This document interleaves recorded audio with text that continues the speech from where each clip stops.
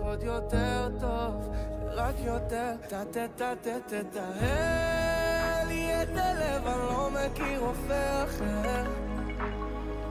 אני לא באתי לברבר, אני לא עוד משורר, רק רוצה שתתאהל.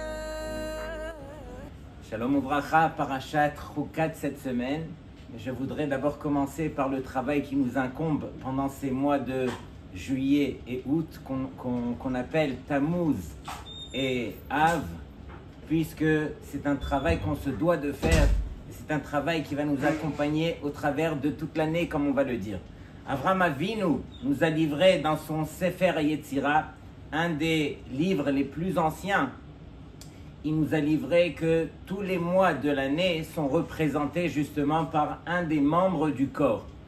Lorsqu'il arrive au mois de Tammuz et Av, il dit qu'ils sont représentés par les yeux. Il ramène le verset Eni Yoreda Maim. C'est un verset qu'on va lire justement pendant ces mois dans Megillat Echa, où le verset nous dit Eni, qui veut dire que mon œil versera des larmes. On fait référence bien sûr au mois de Tammuz et au mois de Av. Quelque part, Avraham Avinu, c'est un clin d'œil qui nous lance que pendant ces mois de l'année où malheureusement, oui, il y a la chaleur à l'extérieur et que on se doit de faire attention à tout ce qui pourrait tourner autour des yeux, alors c'est quelque part le clin d'œil qui nous lance sur le travail qu'on se doit de faire pendant ces mois de Tammuz et Av. Il y a un autre verset en parallèle dans le Sefer de Iyov qui nous dit Berit karati le'enai. J'ai fait une alliance avec mes yeux. Le verset continue Uma et bonen al betula. Et donc, de là on sait qu'il y a aussi un parallèle direct entre les mois de l'année et les signes du zodiaque. Comme on le sait, pendant le mois de Tammuz, le mois de août, alors le signe du zodiaque sera le Arié, le lion. Le mois de Elul, alors ça sera nul autre que Betula. Et donc ici, le verset nous dit Berit karati le'enai, celui qui a fait une alliance grâce à ses yeux, c'est-à-dire qu'il fera attention à ses yeux. Alors, lorsque arrivera le mois de Betula, le mois de Elul, alors, Uma et bonen al Betula, sous-entendu que tu ne pourras te faire aucun souci dans ce mois de Elul, puisque ton travail déjà aura été fait. Donc, Rabotai, une des responsabilités qu'on a justement, c'est d'apprendre à garder nos yeux comme il se doit.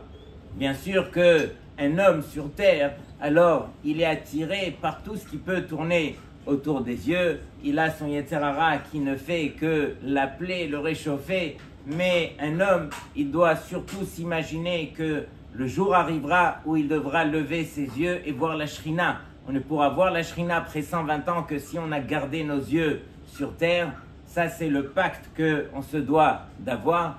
Et la raison réelle, c'est que chacun d'entre nous, chacun d'entre vous, Bezrat Hashem, alors allez trouver son parti, vous allez tous vous marier et chacun doit apprendre uniquement à lever les yeux sur son épouse.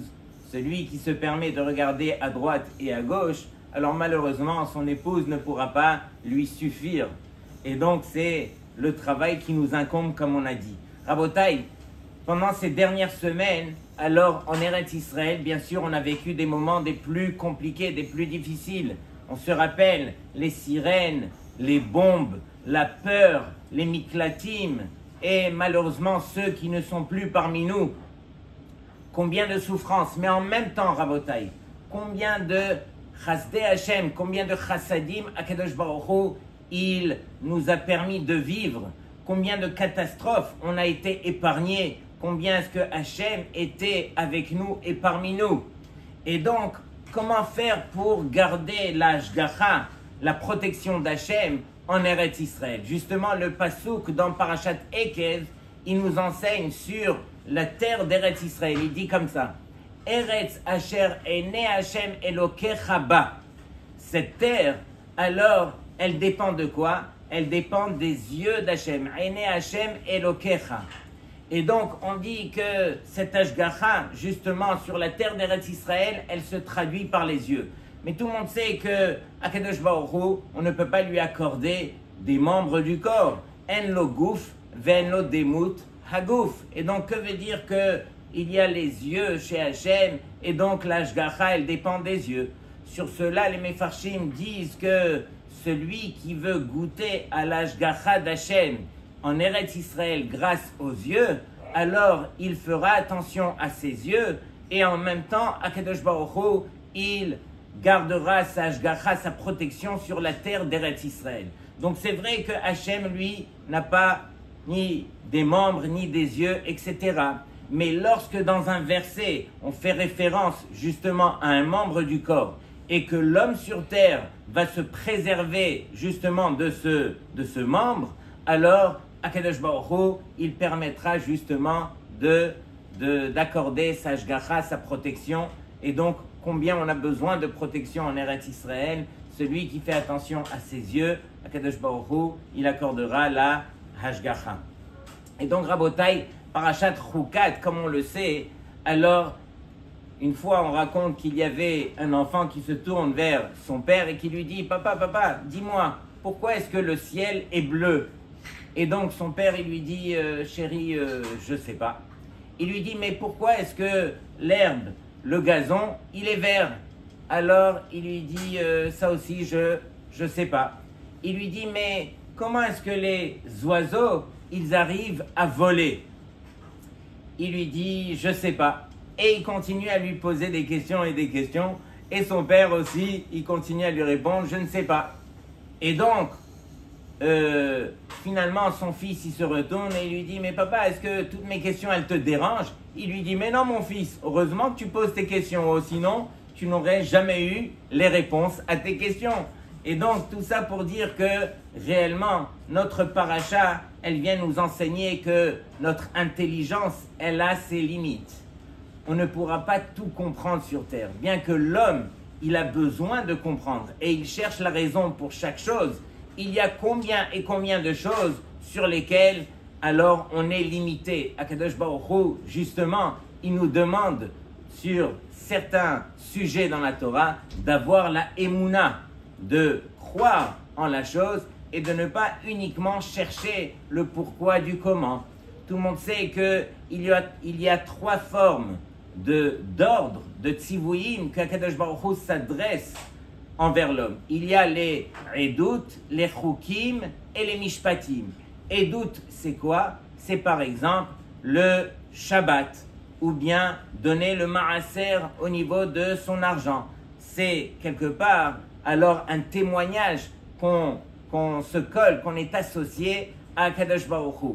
Ces choses-là, on arrive à, justement, on n'arrive pas vraiment à expliquer, mais on arrive à profiter justement de l'action.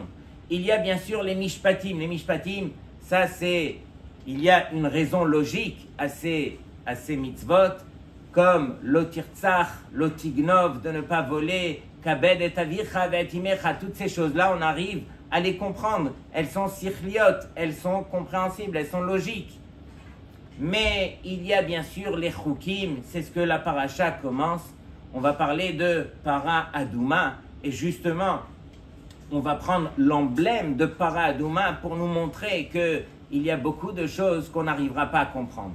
Et la vérité, c'est que pourquoi est-ce que Hachem ne s'est pas limité à nous enseigner uniquement des mitzvot qui sont compréhensibles, qui sont logiques?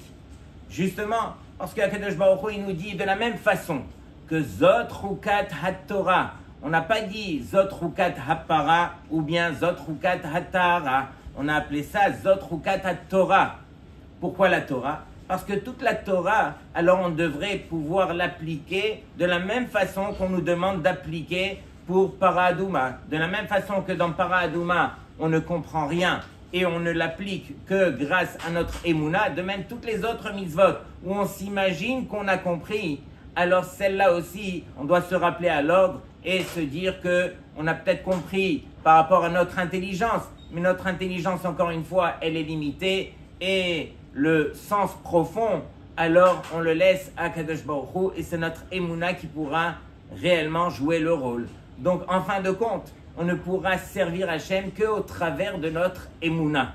On raconte une fois qu'il y avait dans la ville, il y avait justement un juif qui était mais bourg et amaharet, il était complètement ignorant.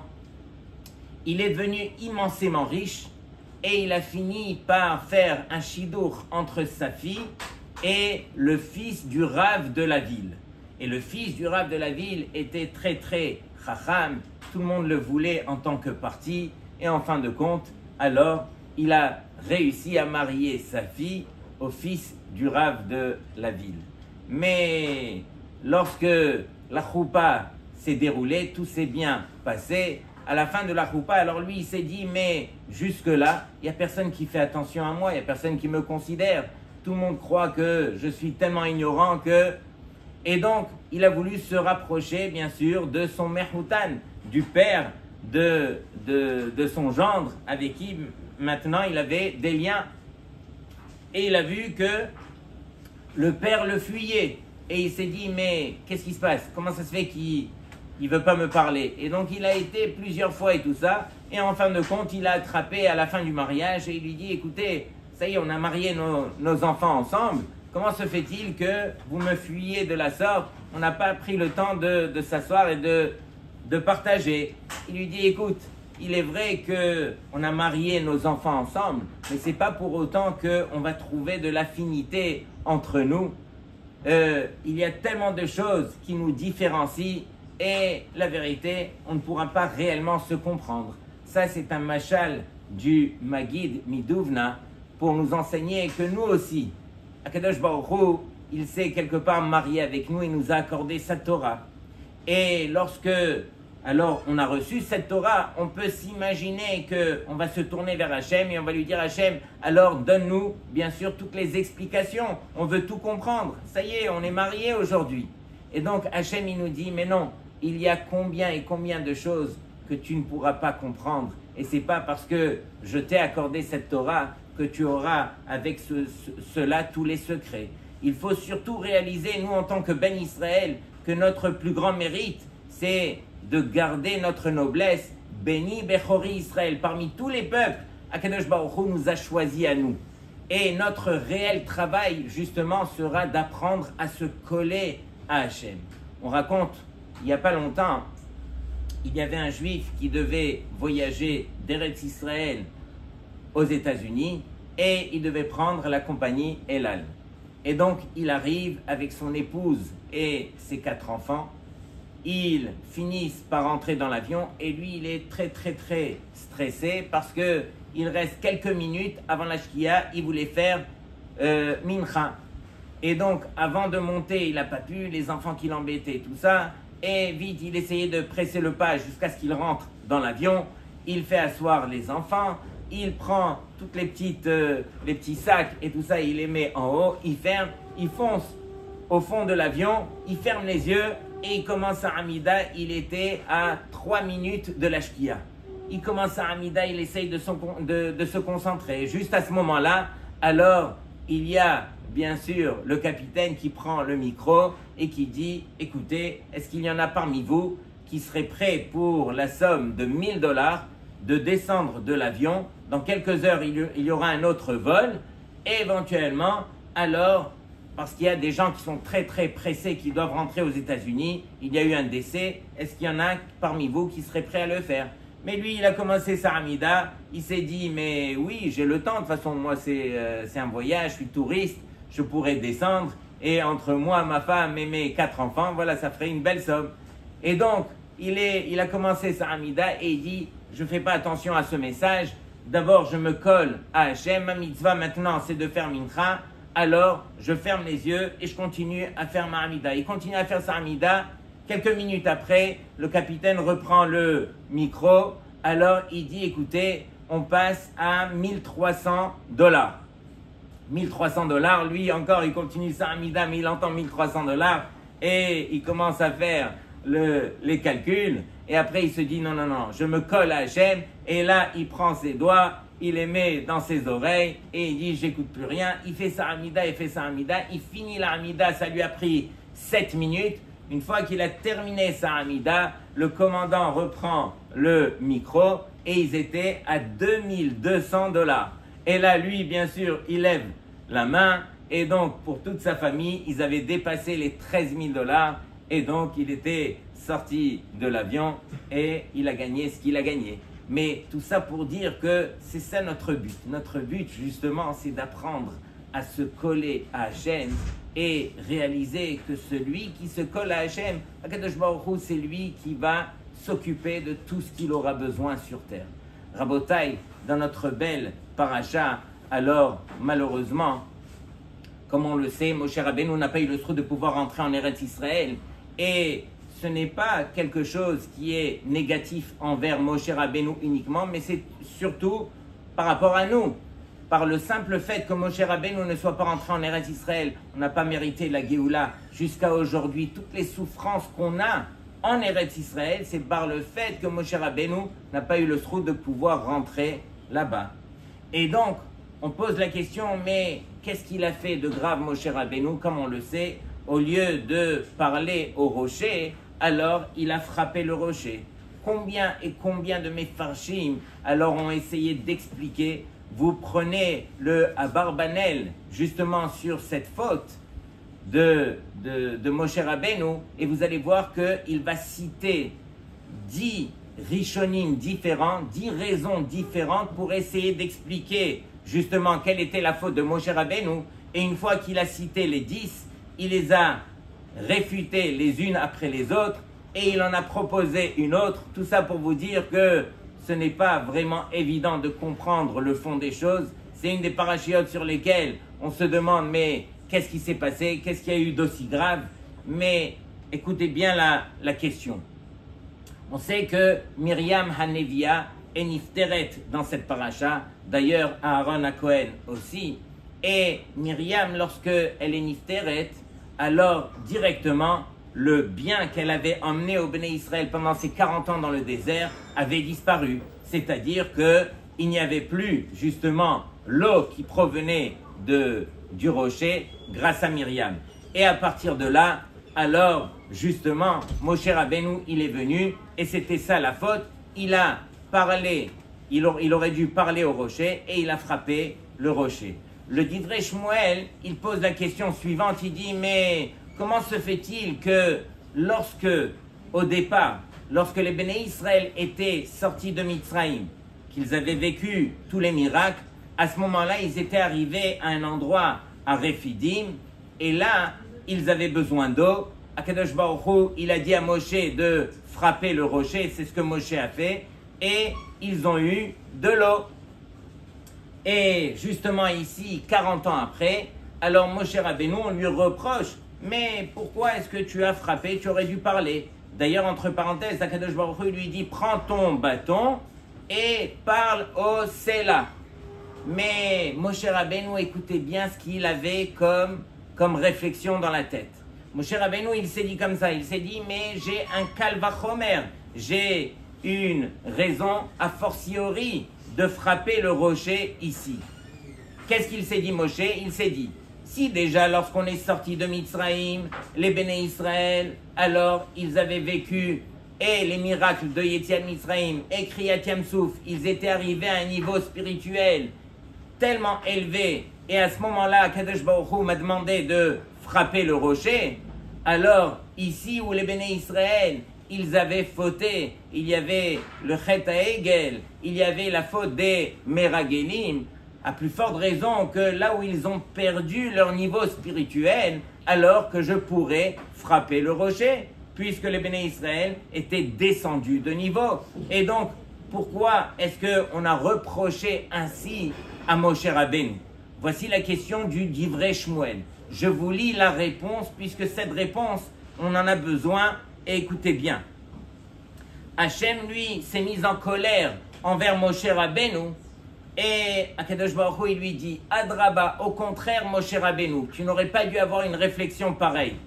Hahefer hu anachon, c'est exactement le contraire qui est vrai. לפני שחטאו ישראל בעגל ובמרגלים, זכו למים ברפידים על ידי הקאה. Avant qu'ils ne fautent les béné Israël, alors ils ont mérité l'eau par le fait d'avoir frappé sur le rocher. Arkaet, mais à partir de là, les acharachet, une fois que les béné Israël ont fauté, yesh li chavivut venachad ruach atzuma. Je chéris et je suis tellement fier des béné Israël, mi yehudi shemidromem vechozek leitchazek ou leitalot. J'ai beaucoup d'affection pour celui qui justement va se renforcer, va revenir sur sa faute, et l'amrot nefilato, bien qu'il soit tombé, bien qu'il ait échoué, ad kedekar sheura ou lenes gadol yoter shel dibour la sela, bien qu'il justement mériterait un plus grand miracle, le fait de parler au sela yoter me'asher ma she'aya lifnei achet, encore beaucoup plus qu'avant d'avoir fait la faute. Donc Rabotai, regardez bien ce que Hachem, il nous dévoile par cela. Il nous dit que c'est vrai que les béné Israël, alors ils ont fauté et étaient dans un niveau spirituel qui était moindre. Mais ce qu'il faut retenir, c'est que Akadosh Baruch Hu, lui, qu'est-ce qu'il regarde? Il regarde le juif, même s'il a de la difficulté, même s'il échoue, même si quelque part, alors il a beaucoup de mal. Mais le simple fait qu'il revienne grâce à ses efforts, Akadosh Baruch Hu, il dit, pour ses efforts, alors j'arrive à chérir le Ben Israël qui revient vers moi, et c'est pour lui que je réserve le miracle. Donc il a demandé à Moshe, c'est pour ces Béné Israël qui ont fauté, mais qui sont revenus, que tu aurais dû faire justement ce miracle de parler et non pas frapper. D'amoindrir le miracle, alors il n'y avait pas de place à le faire ici. Ici, il fallait absolument justement donner aux Béné Israël alors tout leur kavod. C'était uniquement de la sorte que tu aurais dû faire. Et donc c'est la raison pour laquelle la reine Karas al Moshe, c'est la raison pour laquelle Hachem, donc il s'est mis en colère contre Moshe, Shelo natan le'am Israël le'avin imudze, pour ne pas permettre au Béné Israël de comprendre ces choses-là. Akadosh Baruch Hu, lui, tout ce qu'il attend, il connaît l'homme, il connaît ses faiblesses. Est-ce que vous connaissez un homme sur terre qui n'est pas venu réparer des mauvaises midotes? À l'intérieur de nous, on a malheureusement toutes les mauvaises midotes. Et on ressemble quelque part à cette para adouma qui est temima. On parle de quoi réellement? Bien sûr qu'on parle de la vache rousse. Mais Akadosh Baruch Hu, il s'adresse aussi à chacun d'entre nous. On ressemble tous à cette vache rousse qui est complètement, alors, elle est remplie de toutes ces mauvaises midotes qu'elle est venue quelque part réparer. On parle des mauvaises midotes qui sont à l'intérieur de l'homme, que justement est représenté par le Nefesh HaBehemit, qui est à l'intérieur de l'homme. Et donc c'est ça ce qu'on est venu réparer sur terre. Et Akadosh Baruch Hu, lui, tout ce qu'il veut, c'est justement que l'homme arrive à se prendre en main, arrive à travailler, arrive à se corriger. Et pour tous les efforts qu'on fera, alors Akadosh Baruch Hu sera avec nous. Lorsqu'on parlait tout à l'heure de Shmirat Enaim, qui est une des choses peut-être dans notre génération qui fera toute la différence et qui est une des choses les plus compliquées, les plus difficiles. Mais le simple fait, Rabotai, avant de sortir de la maison le matin, vous mettez la main sur la mezouza, Shomer Daltot Israël, et vous demandez à Hachem, s'il te plaît Hachem, accorde-moi si à Tagishmaya, je sais qu'est-ce qui se passe dans la rue, mais permets-moi de surmonter, permets-moi de baisser les yeux, permets-moi de ne pas regarder. D'ailleurs, je vous rappelle que le issour de regarder, justement, n'est pas uniquement de voir. La première fois, on voit. Ça, c'est pas interdit. Mais de remettre les yeux une deuxième fois pour regarder les détails, c'est ça ce qui est interdit dans la Torah. Et donc, on demande à Hachem et on supplie Hachem. Quelqu'un qui supplie Hachem, Akadosh Baruch Hu sera prêt à lui faire tous les miracles. Et c'est la raison pour laquelle on est venu sur terre. On est venu sur terre justement pour parfaire toutes ces mauvaises midotes. Et celui qui se bat, celui qui demande à Hachem, celui qui insiste à Kadosh Baruch Hu, alors justement, il n'abandonne personne et il aide tout celui qui vient justement parce qu'il a envie de se rapprocher d'Hachem. Regardez, Rabotai, dans cette belle paracha, cette faute qu'on reproche à Moshe, d'une part à son niveau, Mais le moussard qu'on en retire pour nous aujourd'hui, qu'Akadosh Baruch Hu, qu'est-ce qu'il aurait voulu? Il aurait voulu un plus grand kiddush Hashem pour ces béné Israël qui ont fauté et qui justement sont revenus vers Hashem de la bonne façon. Hashem aurait voulu leur accorder un miracle encore plus grand. Shabbat Shalom לכולכם. עוד יותר טוב, רק יותר, תטהר לי את הלב, אני לא מכיר רופא אחר. אני לא באתי לברבר, אני לא עוד משורר, רק רוצה שתטהר